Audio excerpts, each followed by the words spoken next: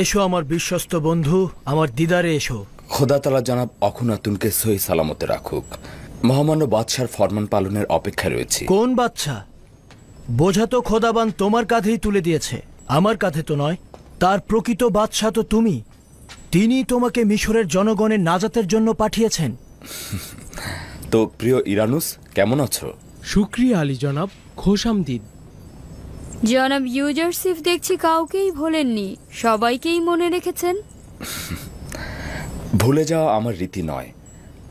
আপনাদের নিকট হাজির হয়েছে এ কারণেই, রাজ্যের বর্তমান বিষয়াদি নিয়ে আপনার সঙ্গে আলোচনা করতে চাই।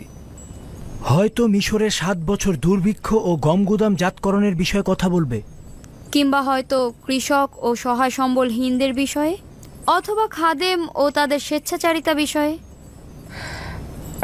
এই খাদেমের উপরে যে সমস্ত দায়িত্ব অর্পণ করা হয়েছে তার বাইরে তো আমার কোনো কাজ নেই।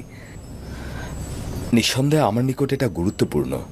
অন্য সময়ের জন্য মিশরের অব্যাহত কাজগুলো বাকি থাকুক। আজ এক ভিন্ন খোয়াব দেখেছি তোমার জন্য আমি।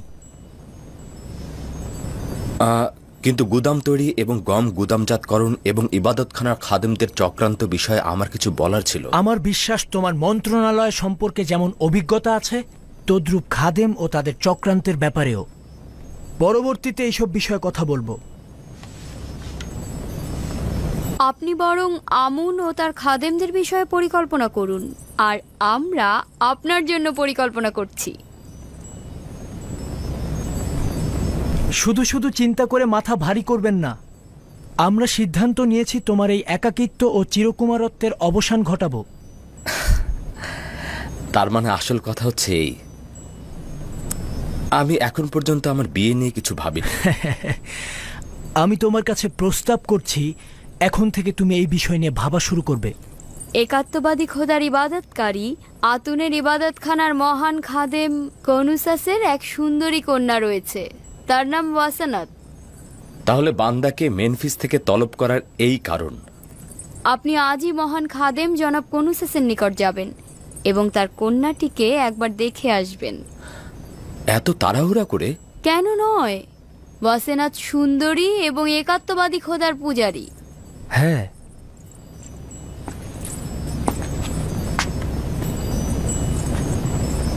তোমার যত দ্রুত সম্ভব বিবাহ করা উচিত। এটি হুকুমতের আদেশ এবং এটা তোমার আমল করা উচিত। অবশ্যই আলী জনাব, আমল করব।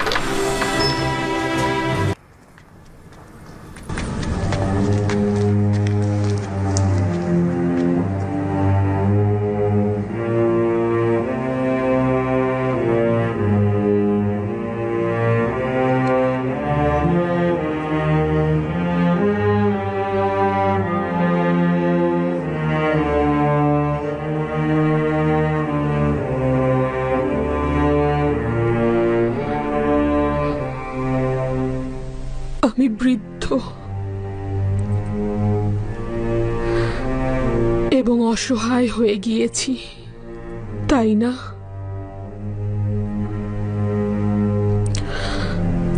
চেহারা এবং কপালের বলিরেখা কুৎসিত দেখাচ্ছে, তাই না? কিন্তু বানু, আপনার চেহারা আভিজাত্য আর আকর্ষণীয়তা এখনো রয়েছে। তার মানে ইউজারসিফ এখনো আমাকে পছন্দ করবে? আপনি এখনো আগের মতোই মেহেরবান ও ভালো লাগার মতোই আছেন, চিন্তা করবেন না বানু।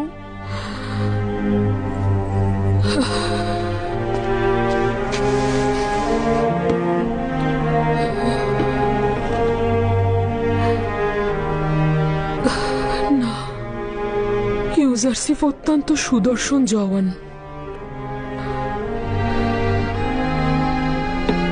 আমার দিকে দৃষ্টি দেবে না। 15 বছর কান্নাকাটি আহাজারি করলে পাথরও গলে যায়, কিন্তু আপনি তো আপনার জীবন যৌবন সব দিয়ে দিলেন। আমি শুধু আমার যৌবনই তার জন্য বিসর্জন দিয়েছি। হায় আফসোস, যদি আমার জানটাও তার জন্য বিলিয়ে দিতে পারতাম।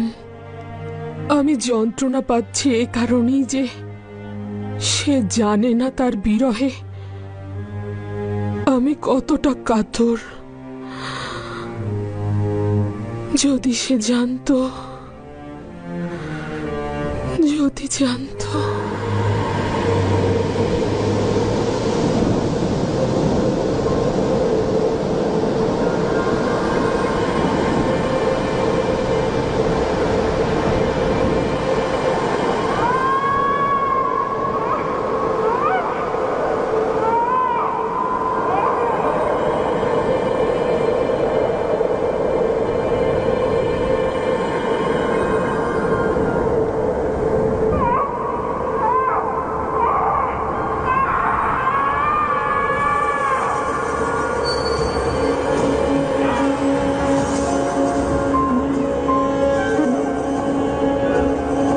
কে আর আমার কাছে কি চাও?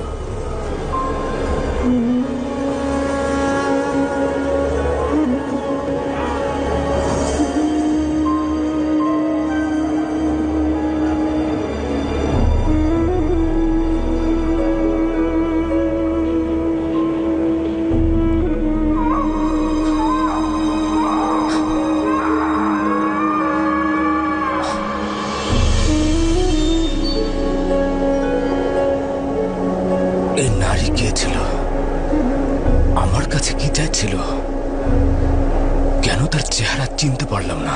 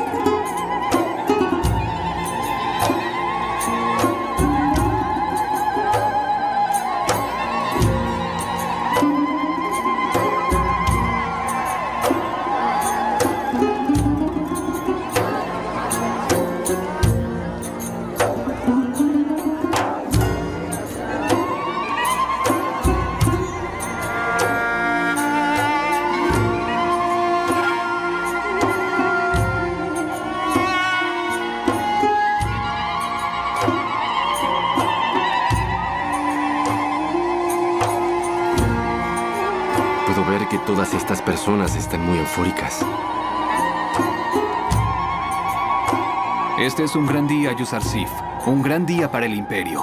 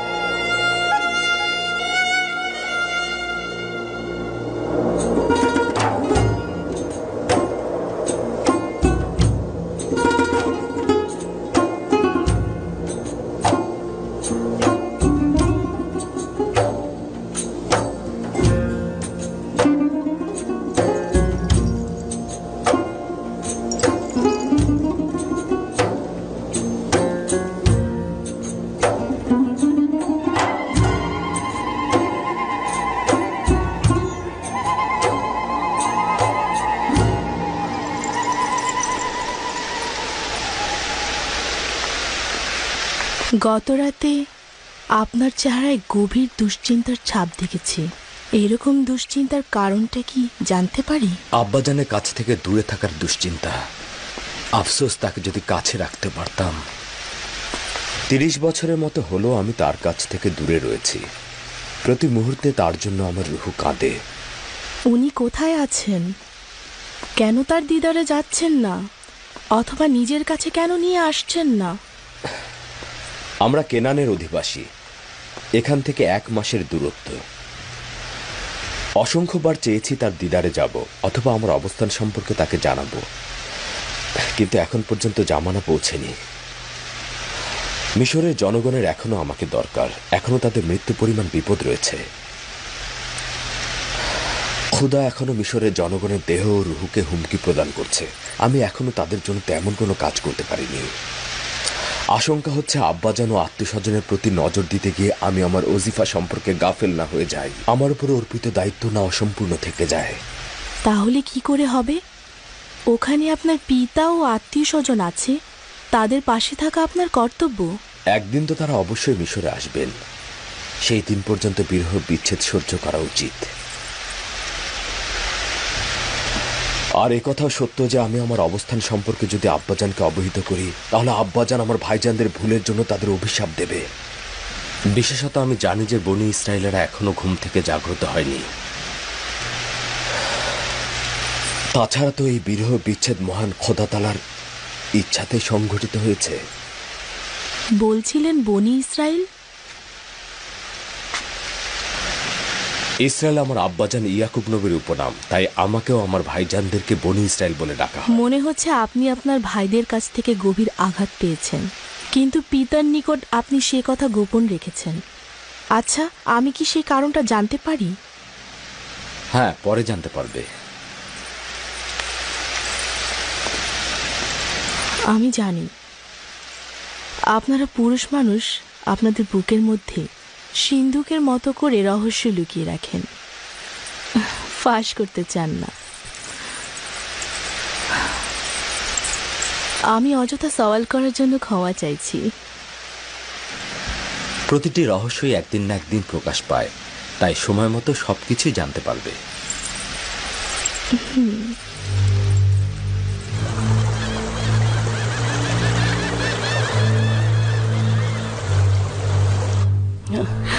কয়েক বছর আগে আপনাকে বলেছিলাম ইবাদত খানার একজন জাদুকর ভবিষ্যৎবাণী করেছে ইউজাসিফ আপনার ঈমানকে বিপদে ফেলে দেবে।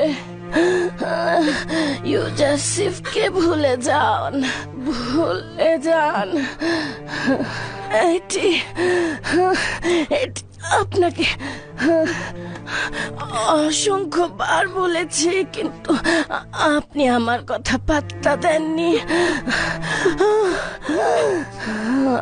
আমার কথা শোনেননি। নিজের জিন্দেগি ইউজাসিফের জন্য অযথা ব্যয় করছেন। আপনি এখনই এই ধ্বংসাত্মক ইশক থেকে মুক্ত হয়ে যান। ইউজাসিফকে ভুলে যান, নিজের চিন্তা করুন।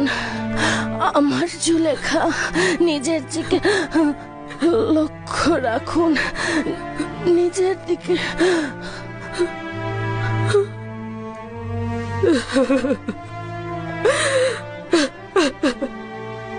আমাকে একা করে দিয়ে তুমি চলে গেলে।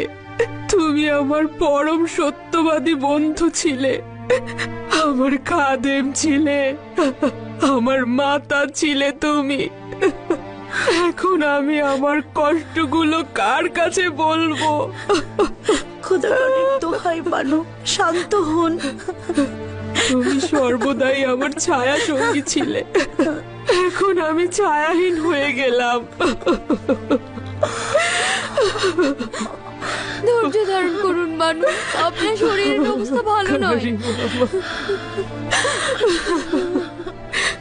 ইউজারশিপের বিচ্ছেদ বেদনা কি আমার কম ছিল যে তোমাকেও চলে যেতে হলো? খোদাগণ, তোমরা কোথায় আছো? কেন তোমরা কারিম আমার থেকেও বেশি মৃত? এত নিশ্চুপ কি করে থাকছো? কেন আমার ব্যথা বেদনা আরো বাড়িয়ে দিচ্ছ? যাও, কারিম আমার কফিন প্রস্তুত করো। আমি কি করে সহ্য করব?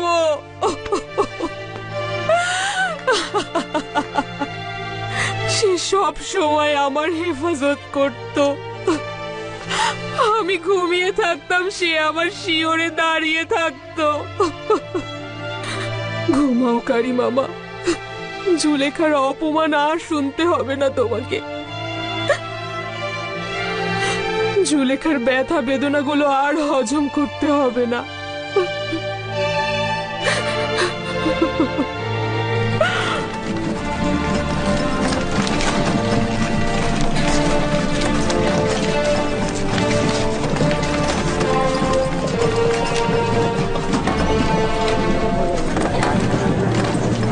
আচ্ছা, এই কফিনটি কার?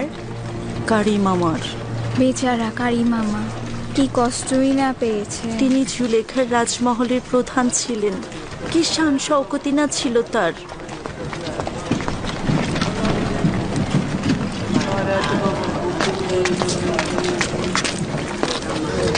তার মানে রাজমহলে কেউ নেই? তা বলতে পারবো না, তবে দারুণ সুযোগ। এই সুযোগ কাজে লাগাতে হবে। চল চল।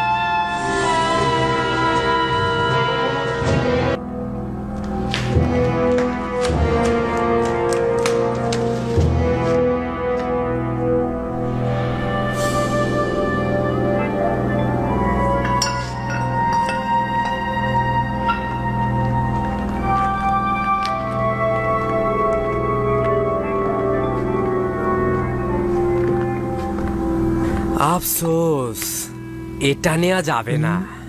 পারবো না।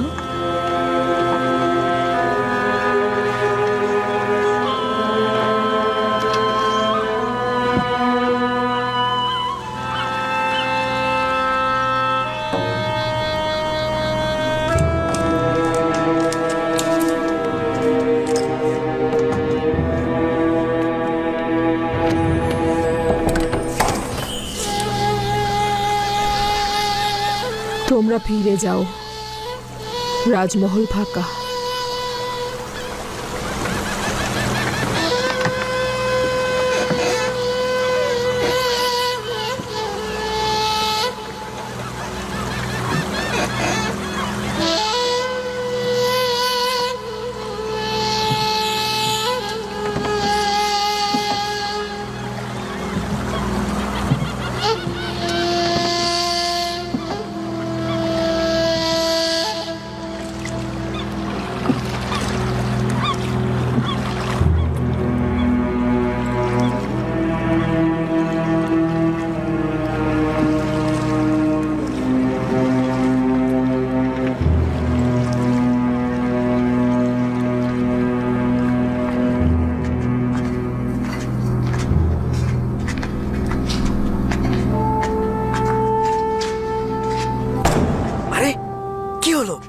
শব্দ করছিস কেন? আস্তে। এইটা পুঁতিপাড়ের রাজমহল নাকি পেত্তাতাদের?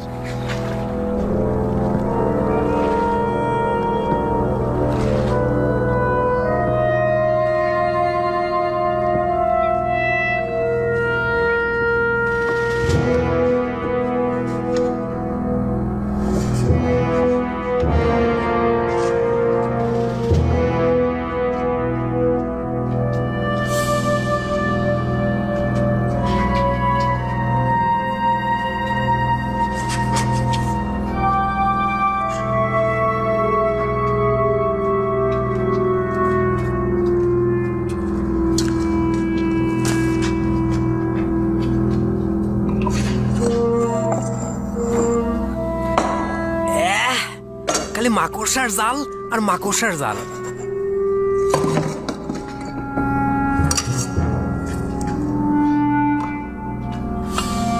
চল চল, এখানে কিছুই নেই, চল।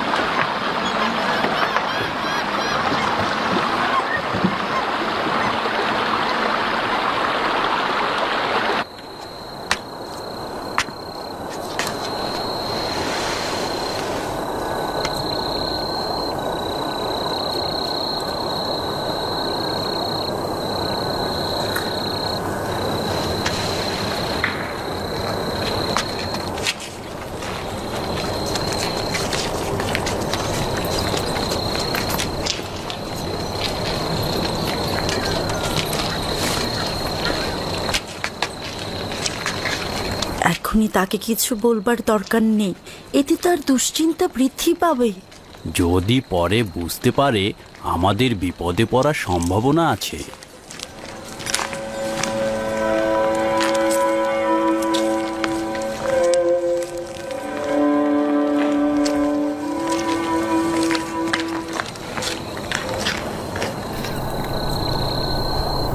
কি হয়েছে? এখানে কেন দাঁড়িয়ে আছো? আপনার জন্য একটা খারাপ খবর আছে বানু। মানে একটা খারাপ ঘটনা ঘটেছে। রাজমহলে চুরি হয়েছে আমার বানু।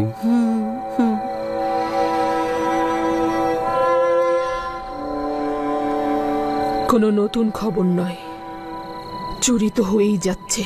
ফেরার সময় দুজন জওয়ানকে দেখলাম রাজমহল থেকে বেরিয়ে পালিয়ে যাচ্ছে। তাদেরকে চিনতে পারিনি, মনে হলো উপকূলীয় এলাকার ভবঘুরে। যখন বুঝতে পারলাম তখন অনেক দেরি হয়ে গেছে, আমাদের পক্ষে কিছু করা সম্ভব ছিল না।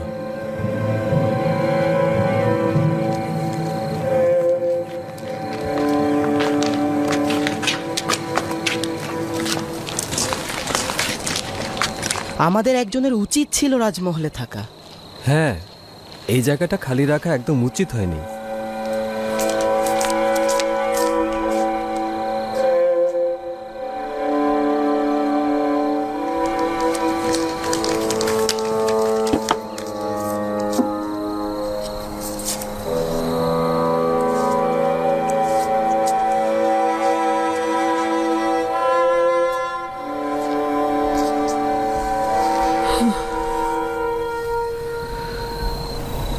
স্বর্ণালঙ্কার দিয়ে কি করব?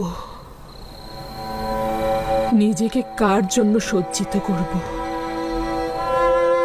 ইউজারশিপের জন্য?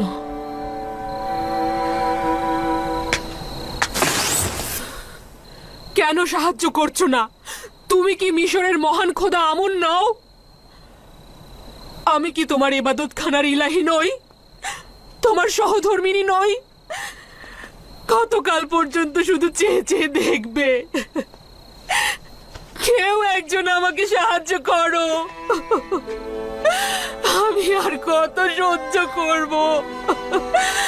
ইউজারশিপের বিরহ বেদনা, কারিম আমার মৃত্যুর শোক, আমার নূর জাহানের আধিপত্য চলে যাওয়া, রাজমহলের সবকিছু চুরি হওয়া, আর কত সহ্য করতে হবে আমাকে বলো। আমাকে কেন সাহায্য করছো না?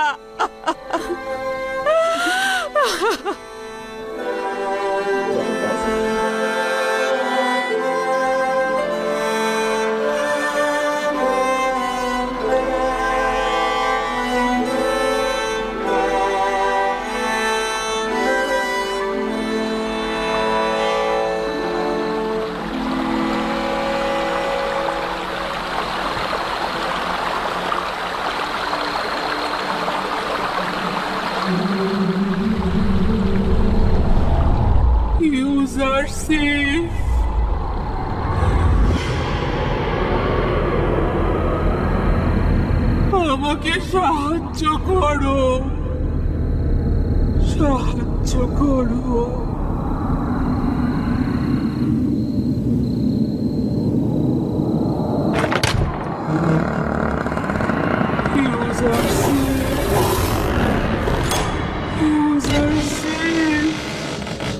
আমাকে সাহায্য করো,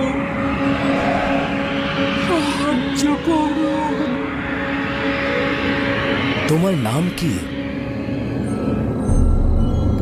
কেন কথা বলছো না?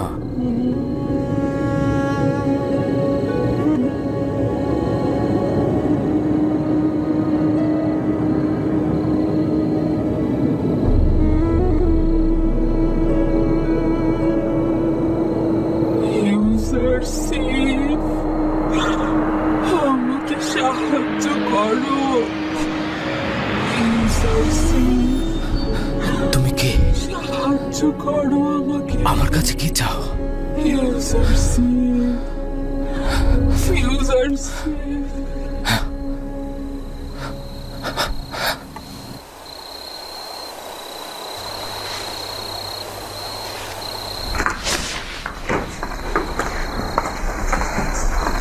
কি হয়েছে খোদার নবী?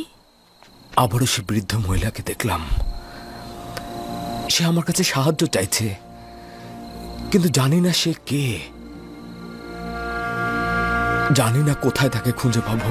খোদার নবীর খোয়াবের রহস্য তো গোপন থাকার কথা নয়। আমার মনে হচ্ছে যদি আপনি সেই বৃদ্ধ মহিলার চেহারা চিনতে সক্ষম না হন, তাহলে তা অবশ্যই মঙ্গলজনক নয়। সে আমার কাছে সাহায্য চাইছিল, আমার দিকে তার হাত প্রসারিত করছিল। যদি তিনি অভাবী হতেন, তাহলে খোদা তাআলা অবশ্যই আপনাকে পথ বলে দিতেন।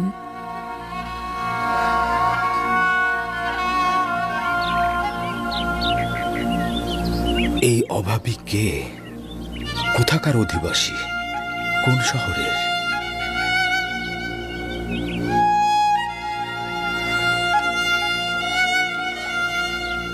তার সন্ধানে আমাকে কোথায় যাওয়া উচিত?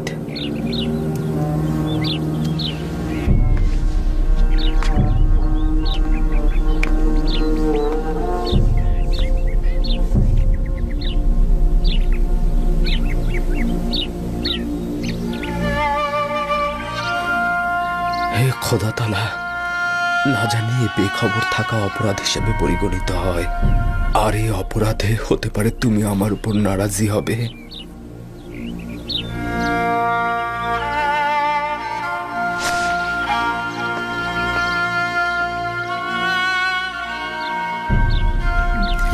বানু, আমি ওনাকে যে কয়দিন ধরে দেখছি কখনো তৃপ্তি সহকারে খাবার খেতে দেখলাম না। হয়তো ভাবছেন এই শহরে তার থেকে অধিক কেউ ক্ষুধার্ত রয়েছেন। তাদের কথা চিন্তা করেই হয়তো তৃপ্তি সহকারে খাচ্ছেন না।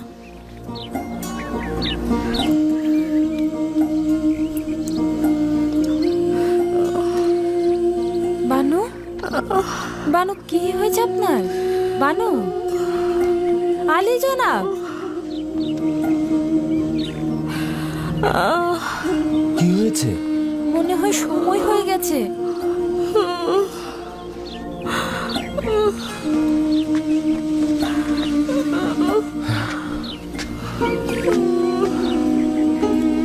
আলী জনাব, ধাত্রীকে খবর পাঠান। আসুন বানু, আসুন। এই তো আর একটু।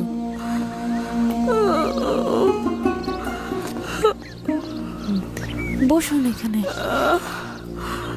এই তো বসুন, বসুন বানু, এখনই ধাত্রী চলে আসবে।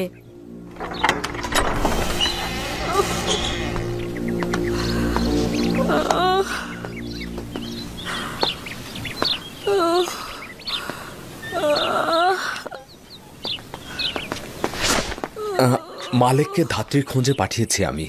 ওয়াসেনাদের এখন অবস্থা কেমন? ব্যথায় একেবারে কুকড়ে যাচ্ছে। এখনই ধাত্রী চলে আসবে। তুমি এক কাজ করো, কিছু গরম পানির ব্যবস্থা করো।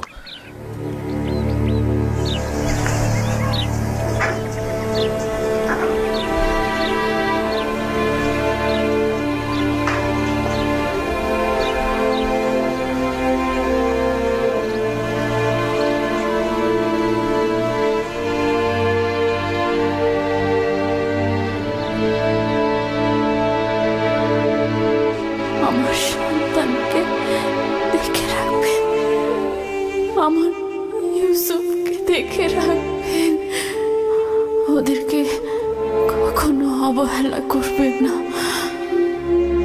মায়ের অভাব যেন ওরা বুঝতে না পারে, কথা দিন।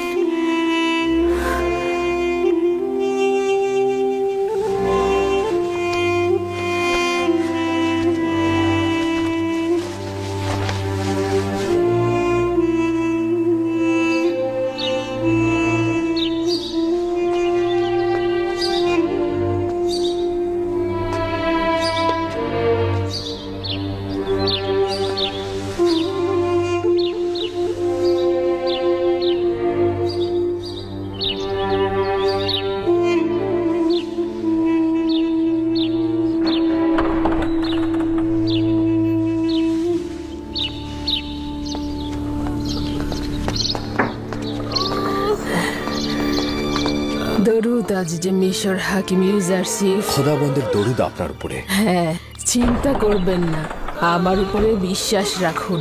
বানু ওয়াসেনাত কোথায়? আমার সঙ্গে আসুন। আচ্ছা।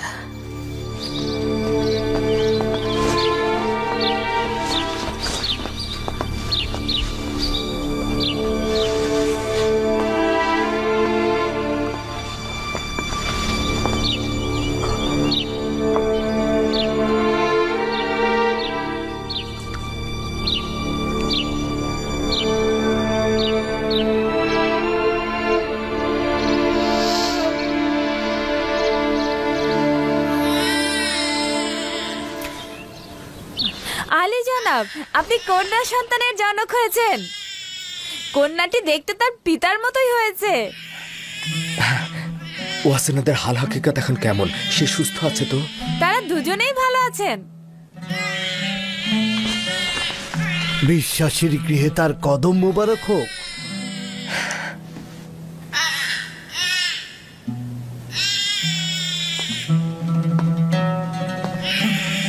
জনাব ইউজারসিফ, বেশ কয়েকবার আপনার গলার এই মুহূর্তটার দিকে লক্ষ্য করছি। আপনি এটা স্পর্শ করে প্রশান্তি অনুভব করছেন। এটা আসলে কি? এটা মৌদ নামক মোহর, যা আমার নামে লেখা হয়েছে। মৌদ?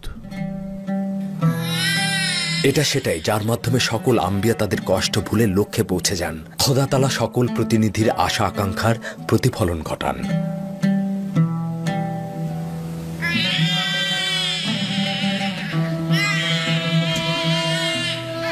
আফসোস, যদি আব্বাজান থাকতো, আমার প্রথম সন্তান তার দোয়া পেত।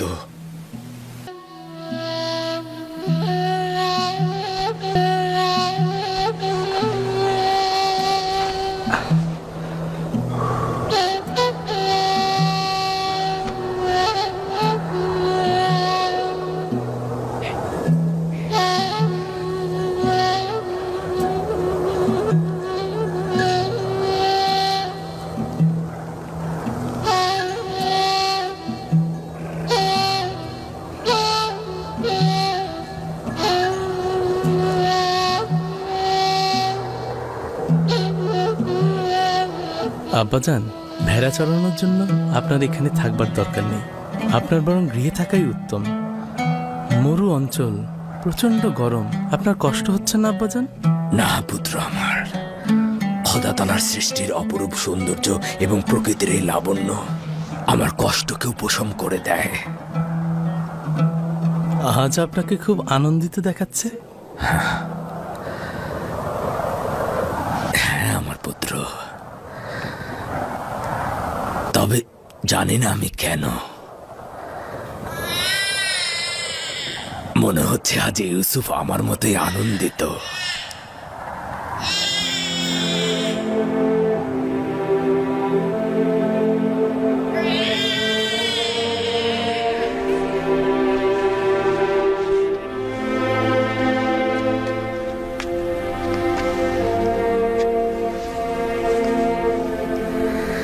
খোশ আমদেদ আমার প্রিয় কন্যা, আমি তোমাকে মালাসে বলে ডাকবো, যার অর্থ ভুলে থাকা। তোমার আগমনের মাধ্যমে আমি আমার পূর্বের সকল দুঃখ ভুলে গিয়েছি।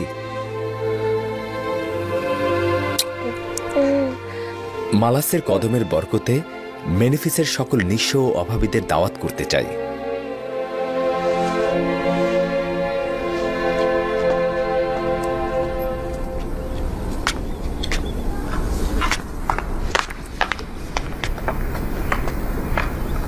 তমা, আমি তিয়ামেনি বানু।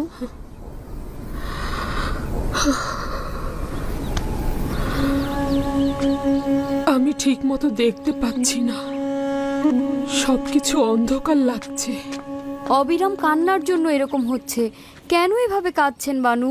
এভাবে অবিরাম কান্নার ফলে আপনার চেহারা বিবর্ণ হয়ে যাচ্ছে, আপনার চোখগুলো নষ্ট হয়ে যেতে পারে। কেন নিজের কথা ভাবছেন না একবারও? এগুলো অনেক পুরনো কথা। কান্না আমার মানসিক ক্ষতের উপশম। যদি কান্না না করি দিওয়ানা হয়ে যাব। কি হলো, আবার কোথায় যাচ্ছেন বানু? নীল নদের জেটির পাশে আমার সাথে যাবে? রুদামুনের কাছে ইউজারসিফের খবর জানবো। আমি তো আর আপনার পথে বাধা সৃষ্টি করতে পারি না, আর আপনাকে এভাবে একা ছেড়েও দিতে পারি না। অতএব আপনার সাথে যেতে বাধ্য হচ্ছি।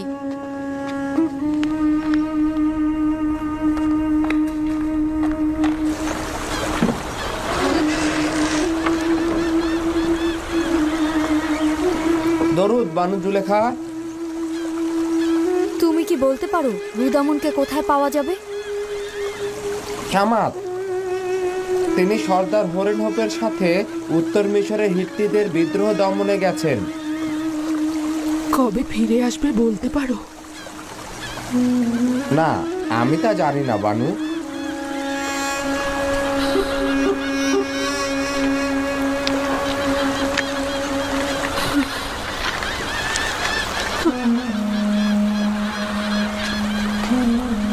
বানু, এখান থেকে উঠে পড়ুন। এভাবে বসে থাকা ঠিক হচ্ছে না। আপনাকে এখানে তো সবাই চেনে। আমার সম্মানহানির ভয় পাচ্ছ?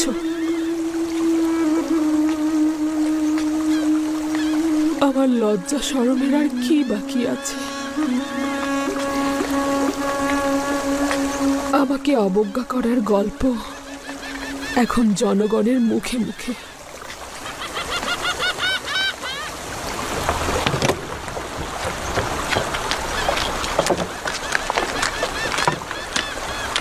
জুলেখা ইউজারশিপের প্রেমে দিশারা হয়ে দেওয়ানা হয়েছে। যদি ইউজারশিপের কোনো খবর তাকে দেই তাহলে ভালো পুরস্কারও পাওয়া যাবে। তাহলে চোখ কান খোলা রাখবো। ইউজারশিপের তেবসে আসার খবর জানলেই তাকে খবর দেব।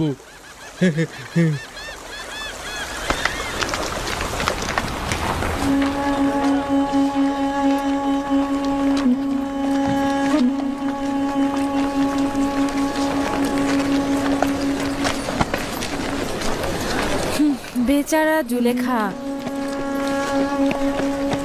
কেউ কি বিশ্বাস করবে মিশরের একসময় সেরা সুন্দরী আজ এই অবস্থা? ইউজারশিপের প্রতি ইশকেই তার এই অবস্থা। আচ্ছা, সে কি জানে ইউজারশিপ বিবাহ করেছে? চুপ, আশা করি যেন কখনোই না জানতে পারি। এই মানসিক যন্ত্রণা সে সহ্য করতে পারবে না। আমার মনে হয় জানে, আর সে কারণেই তার এই অবস্থা। যদি জুলেখা তার বয়সের পার্থক্যটা বুঝতে পারতো তাহলে এই অবস্থা হতো না।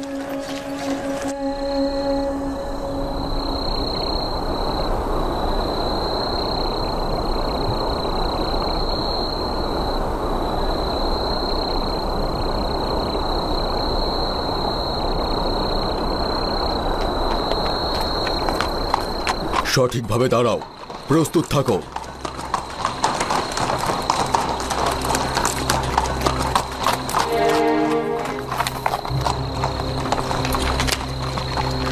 বাদশাহ রাজমহলের যোগ্য সেনা কর্মকর্তা কেমন আছে? শুক্রিয়া আলী জনাব। আমার সঙ্গে এসো।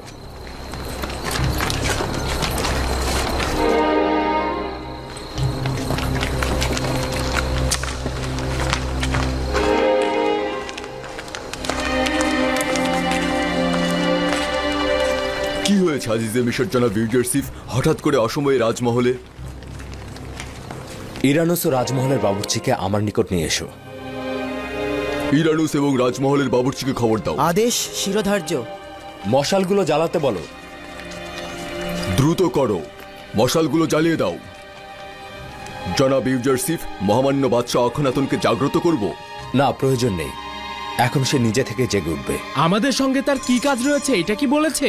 না, শুধু দ্রুত যেতে বলেছে। দরুদ আজিজে মিশর জনাব ইউজারসিফ। খোদাবন্দের দরুদ তোমাদের উপরে। তোমাদেরকে আমি কতবার বলেছি আমার সামনে তাজিম করবে না। মনে হচ্ছে দৌড়া না মারা পর্যন্ত তোমরা এই কাজ পরিত্যাগ করবে না। আদেশ পালনীয় আলী জনাব, আর এমনটি হবে না। মহামান্য বাদশার জন্য উপযুক্ত খাবার ও শরবত তৈরি করো। এই গভীর রাতে? হ্যাঁ, কিছুক্ষণের মধ্যে মহামান্য বাদশাহ ক্ষুধার্ত হবেন এবং আমাদের কাছে খাবার চাইবেন। এখন পর্যন্ত তো এরকম হয়নি জনাব ইউজারসিফ। আপনি সন্দেহ পোষণ করো না। যখন আলী জনাব বলেছেন বাদশাহ ক্ষুধার্ত হবেন, তার মানে হবেন। যত দ্রুত সম্ভব। সময় খুবই সংক্ষিপ্ত।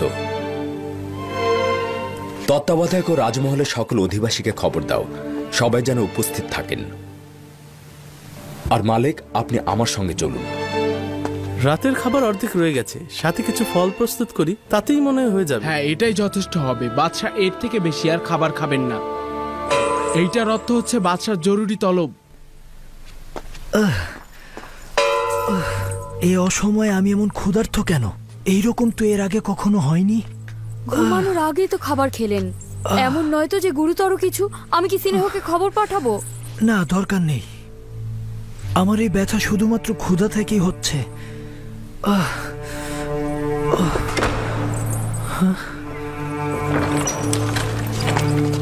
দরুদ মিশরের মহামান্য বাদশাহ ও বানু নিফারতিতি। আজিজে মিশর, এখানে কি করছো? তুমি কখন এসেছো?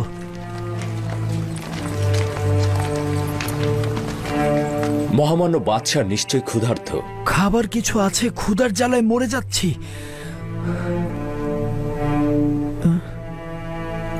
তুমি কি করে জানলে? আজ রাত থেকেই দুর্ভিক্ষে সেই 7 বছর শুরু হতে চলেছে, আর সেটা প্রথম মহামান্য বাদশার ক্ষুধার নিশানার মধ্য দিয়ে শুরু হতে যাচ্ছে। আপনি কোথা থেকে জানতে পারলেন? আপনি তো মেনফিসের অবস্থা দেখতে গিয়েছিলেন। মেনফিস থেকে তেবসের এত দীর্ঘ রাস্তা কি করে আসলেন? এসব আমি পরে খুলে বলবো। মহামান্য বাদশাহ কি খাবার খেতে ইচ্ছুক নন? তোমার কাছে দেখি কোনো কিছুই গোপন নয়, সবকিছু আগেই ভেবে রেখেছো।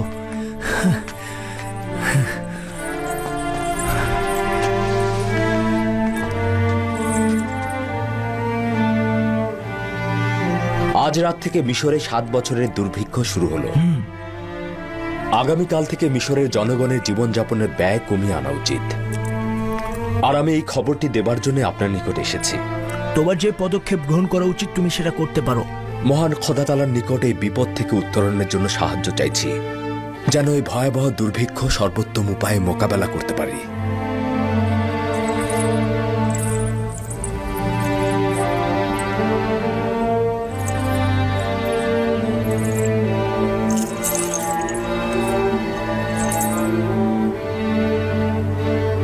জনাব ইউজারসিফ বড়ই আজীব। আমার তো বেশ ক্ষুধা লেগেছে। তার মানে আমরা যেভাবে ক্ষুধা অনুভব করছি জনগণের অবস্থাও কি তাই হবে? দুর্ভিক্ষ শুরু হয়েছে এটা জনগণ কিভাবে জানবে? জনগণ তার নিজে থেকে বুঝতে পারবে। মাটি ফেটে চৌচির হয়ে যাবে, আসমান কৃপণতা করবে, বৃষ্টি হবে না, ফসল উৎপাদন ব্যাহত হবে। আর এগুলোই হলো দুর্ভিক্ষের নিশানা।